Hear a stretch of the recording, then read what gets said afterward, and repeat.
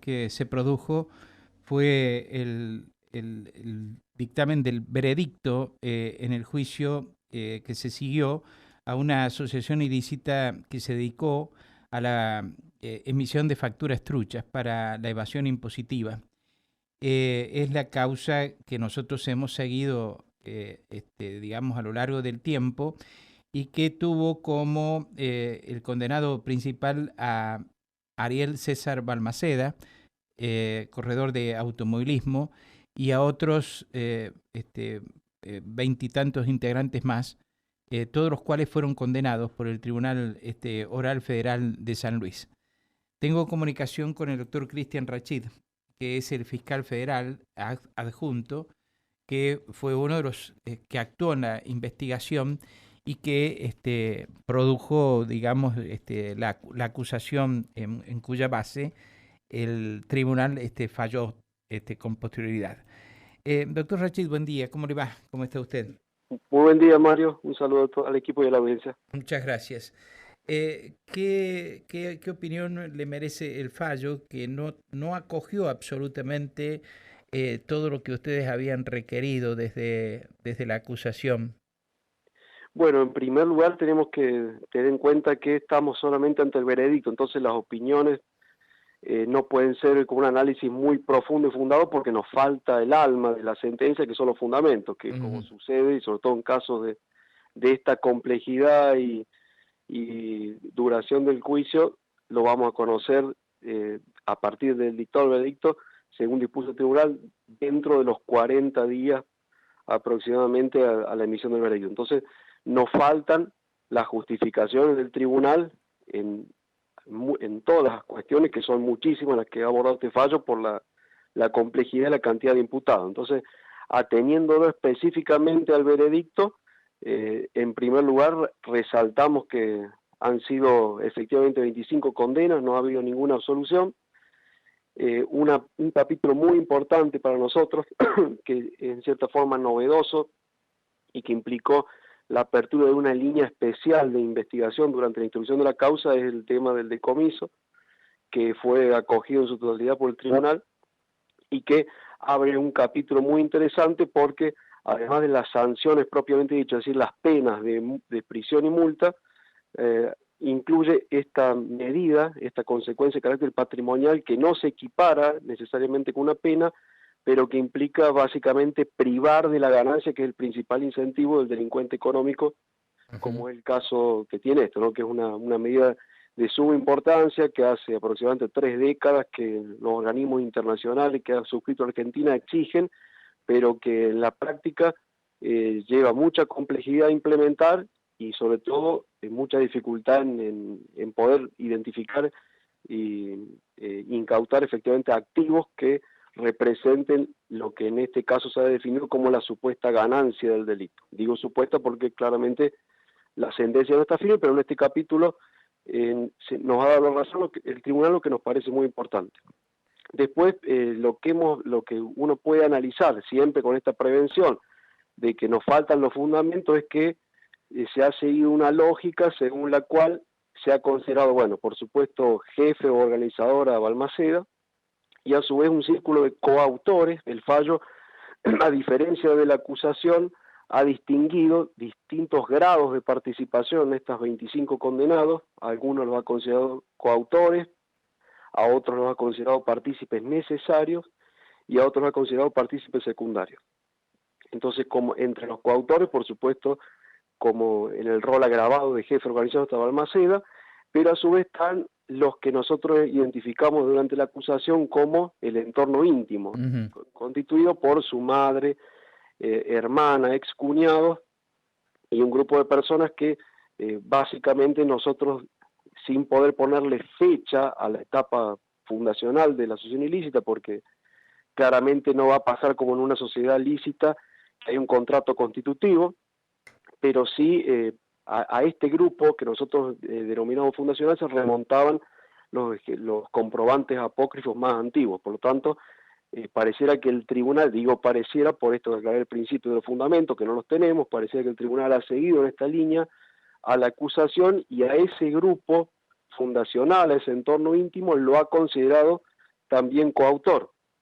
Ahí también han incluido a los administrativos que se desempeñaban en la sede de Juan G. 190, donde funciona la organización, por considerar aparentemente que esa función también era esencial al funcionamiento de la organización, y algunos intermediarios que también cumplieron otros roles como prestanombres para integrar las usinas, también se les ha asignado ese rol a título de participación. Luego tenemos un conjunto reducido de intermediarios que se les ha dado el carácter de partícipes necesarios, no secundarios, y bueno, aquí es donde tenemos que esperar a los fundamentos para ver en qué sentido valoró el tribunal esta disquisición que hace en cuanto al grado de participación. Podemos ¿Cuál es la diferencia entre ser un partícipe necesario o un secundario?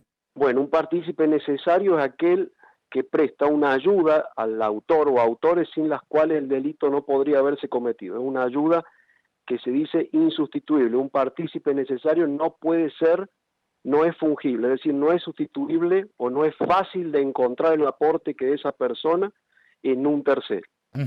Esto, a nivel normativo, implica que el artículo 45 del Código Penal los equipara en términos punitivos al autor, es decir, al partícipe secundario se le aplica la misma escala penal que el autor del delito.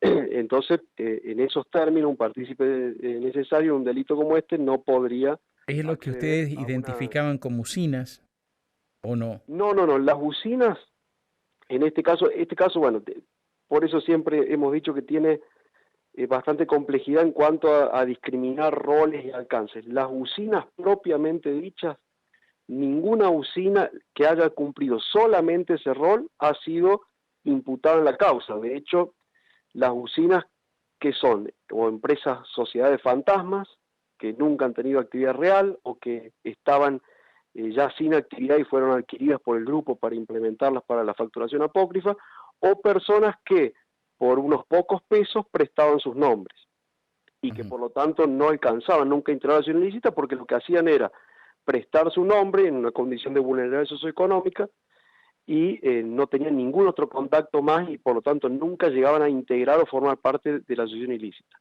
A quienes se ha imputado aquí son personas que, además del rol de usinas, como el caso del entorno íntimo, cumplían otros roles esenciales para el funcionamiento, como son el ser intermediarios en la colocación de facturas.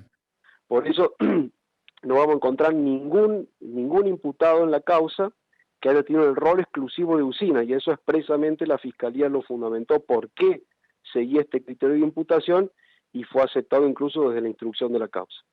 Entonces, lo que podríamos inferir con respecto a este grupo de partícipes necesarios es que se los consideró tales principalmente por el monto de la facturación en cuya comercialización intervino y asimismo porque en algunos casos brindaban soporte contable, como el caso de los imputados Joy Fernández, el contador y la contadora de la asociación ilícita, que brindaban el soporte técnico profesional para la gestión y el manejo diario de las usinas.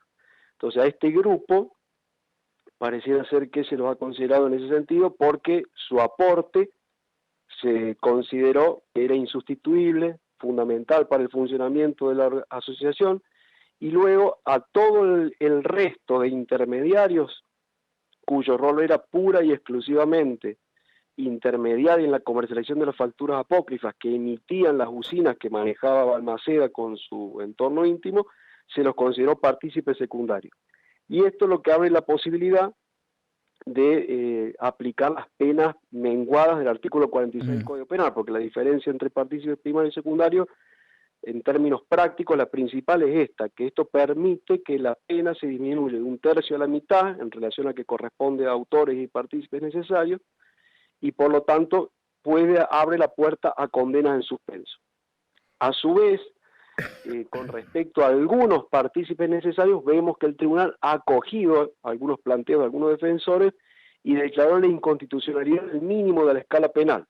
Recordemos que dijimos hace un momento que los partícipes necesarios deberían tener la misma pena que el autor, por lo tanto, no podría ser menor a 3 años y 6 meses. En algunos casos, por considerar que la ley, la escala penal de la ley es desproporcionada en el caso concreto, al no considerar ciertas condiciones particulares o cierta gravedad del aporte criminal de cada partícipe, se ha declarado de inconstitucionalidad para permitir perforar ese mínimo de 3 años y 6 meses y aplicar penas condicionales o en suspenso. Este es el panorama con el que nos encontramos entonces a partir de una lectura pura y exclusivamente del veredicto. Vuelvo a reiterar, tenemos que esperar a conocer los fundamentos para saber sí. concretamente qué fue y desde ahí evaluar la Fiscalía las eventuales impugnaciones que van a hacer de aquellos puntos desfavorables. Bueno, ya se ha anticipado que va a haber apelación por parte, por ejemplo, el abogado de Balmaceda ha hecho declaraciones este fin de semana y ha dicho que va a apelar el fallo. Seguramente lo harán los otros y anticipa que viene un largo tiempo, digamos, con las apelaciones, por casación, etcétera, después de que conozca los fundamentos de la medida, por cierto, adoptada los otros días. Sí. Ahora, vamos a las cuestiones prácticas. Este decomiso de bienes, ¿no? Que es privarle, según lo que usted nos dijo, lo que ganaron con el hecho ilícito. ¿Cómo se va a concretar? En algunos casos han dispuesto inhibición general de bienes. Claro, eso es lo que surge del veredicto. Sin embargo, como yo expliqué al principio, esta medida a la que se le suele restar importancia o suele pasar desapercibida, entre la complejidad que tiene para llevar a la práctica es que a esta ganancia hay que ponerle un número concreto. Y esto implica una investigación dentro de la investigación. Nosotros, durante la instrucción de la causa, hicimos una línea investigativa especial que nos llevó en términos materiales y físicos, para tomar noción de esto, otro expediente separado, integrado de varios cuerpos, más de 10 cuerpos, dedicado pura y exclusivamente al análisis de la cuestión patrimonial. Y en ese expediente nosotros obtuvimos en su momento sendas cautelares, es decir, embargos de automotores, congelamiento de cuentas bancarias y demás. Para ponerle un número, lo que hicimos fue tomarnos el trabajo de desentrañar en base a los registros de la propia organización criminal cuánto era la ganancia que podría haber obtenido cada uno de estos partícipes. Por eso usted va a ver en el punto, creo que es 26 del veredicto, o 27, un largo listado donde se establece una cifra muy precisa en cuanto al decomiso que se aplica a cada uno del jefe de la organización y los intermediarios, que eran los que concretamente intervenían en la comercialización de facturación apócrifa. Y esas medidas cautelares que permitirían recuperar parte de lo que ganaron, ¿rige para todos o solamente en algunos casos lo consiguieron? Esto rige, es decir, se trabaron cautelares para todos aquellos a quienes se le encontraron bienes. Es decir, había que identificar automotores, inmuebles si los había, y congelamiento de cuentas bancarias. A esto se agrega la medida que ha dispuesto el Tribunal del Veredicto, que vendría a complementar esas que se adoptaron en la instrucción, que se adoptan, dicho sea de paso, en forma secreta, es decir, en audita parte, porque si no es claro que si alguien sabe que se lo está investigando, y sobre todo patrimonialmente, empieza a desprenderse de los bienes o buscar testaferro y demás. Entonces, ese es un trabajo extra que se hizo en la instrucción, se logró incautar, y para eso había que ponerle un monto a la incautación de la que podía ser pasible con fines cautelares cada imputado, que ese monto que está reflejado en ese punto del fallo, y eso es lo que nosotros pedimos. No sé si ustedes recordarán, cuando nosotros hicimos la acusación, el alegato en juicio, pedimos expresamente que se mantuvieran las cautelares que ya se habían trabado en la instrucción. Entonces, esa es la línea, la continuidad de lo que tiene que ver con la investigación patrimonial y lo que tiende a que esa incautación realmente llegue en términos prácticos al fin de la condena en una recaudación concreta. Con el paréntesis que por supuesto estamos hablando de ganancias obtenidas entre 2015 y 2018, con lo cual con la depreciación monetaria hasta lo que hemos obtenido de decomiso en esta época es, no digo meramente simbólico, porque más de 20 millones de pesos, casi 22 millones de pesos, no es una cifra despreciable, pero sí es solamente representativo, porque esta cifra no lleva actualización, porque no está habilitada legalmente para hacerlo a la actualización en tribunal. Ujú. Pero tengamos en cuenta que estamos hablando de casi 22 millones de pesos de ese lapso 2015-2018 que claramente, llevados a valores de hoy, deberían ser mucho más. Pero van a quedar en los 22 millones. Sí, sí, porque Va a esto quedar lo nominal. no está previsto la actualización en este tipo de cuestiones. Doctor Rachid, de manera tal, bueno, esta ha sido una investigación muy grande, ¿no? Es uno de los procesos, entiendo, uno de los procesos judiciales de mayor monto desarrollado aquí en San Luis con connotaciones penales, me refiero, ¿no? Sí, sí, en términos de cifras y montos, sin duda, y de la justicia penal federal es el de mayor monto. Y además con una ramificación importante porque abarca parte de la Argentina, 9 provincias. Sí, sí, tal cual, sí. Así que ha sido una investigación importante. Pero sí es verdad esto que estamos hablando, ¿no? Todavía no tenemos fundamento y para que esto se cristalice en una sentencia firme, según nuestro sistema procesal vigente, hay un largo trecho por recorrer. Muchas gracias por atenderme, doctor. Al contrario, gracias a usted por llamar, espero que haber sido lo suficientemente claro y bueno, a disposición para cualquier otra aclaración futura. Un saludo Muchas al equipo y a gracias. la audiencia. Buen día. El doctor Cristian Rachid, que es fiscal federal adjunto, estuvo esta mañana aquí en Nada Secreto en Radio Universidad. En la radio también.